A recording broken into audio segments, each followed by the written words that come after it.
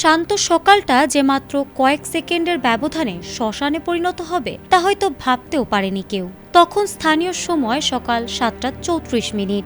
মাত্রই শুরু হওয়া সাধারণ এক কর্মব্যস্ত সকাল মুহূর্তের মধ্যে রূপ নিল এক জীবন্ত নরকে।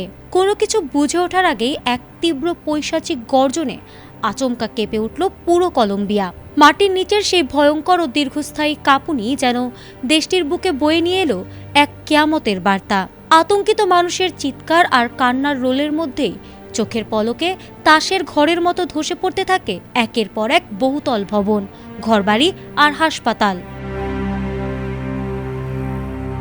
রিক্টার স্কেলে 7.4 মাত্রার এই মূল ভূমিকম্পটির উৎপত্তি স্থল ছিল কলম্বিয়ার চোকো প্রদেশের সান হোসে দেল পালমার এলাকার ভূপৃষ্ঠের প্রায় 107 কিলোমিটার গভীরে। তবে প্রকৃতির এই তাণ্ডব কেবল একবার কেঁপেই শান্ত হয়নি। মূল ধাক্কার রেশ কাটতে না কাটতেই কলম্বিয়াবাসীর ওপর নেমে আসে আরেক চরম আতঙ্ক। প্রথম বড় কম্পনের পর দেশটিতে দফায় দফায় অন্তত 21টি আফটার শক বা অনুকম্পন আঘাত হানে। এর মধ্যে 4.8 এবং 2.8 মাত্রার একের পর এক শক্তিশালী অনুকম্পনে পুরো চোকো ও এর আশেপাশের অঞ্চল বারবার কেঁপে ওঠে। বারবার মাটি কেঁপে ওঠায় পুরো দেশে চরম আতঙ্ক ছড়িয়ে পড়ে, যার ফলে লাখ লাখ মানুষ ঘর ছেড়ে খোলা আকাশের নিচে আশ্রয় নিতে বাধ্য হন। সঠিক প্যাড আর সঠিক তথ্য দিয়ে এসব সামলে নিব এক হয়ে। Monalisa sanitary napkin. প্রকৃতির এই দফায় দফায় কাঁপুনির পর পুরো দেশ জুড়ে এখন কেবলই ধ্বংসযজ্ঞের ক্ষতচিহ্ন।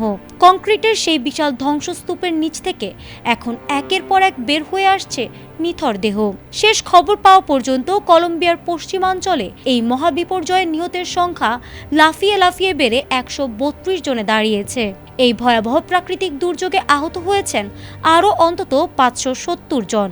ধসে পড়া শত শত ভবনের নিচে এখনও অনেক মানুষ আটকে থাকায় মৃতের সংখ্যা আরও বহু বাড়ার আশঙ্কা করা হচ্ছে।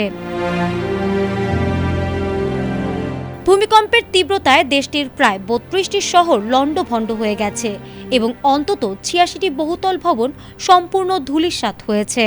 কফি উৎপাদনকারী অঞ্চল পেরেইরা শহরেই সর্বোচ্চ 60 জনের মৃত্যু নিশ্চিত করা হয়েছে।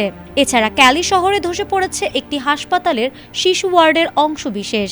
দেশের চরম এই মানবিক সংকটে যোগাযোগ ব্যবস্থা ভেঙে পড়ায় 7টি প্রধান বিমানবন্দরের কার্যক্রম স্থগিত করা হয়েছে এবং সেনা মোতায়েন করে দেশজুড়ে জরুরি অবস্থা ঘোষণা করেছেন কলম্বিয়ার প্রেসিডেন্ট।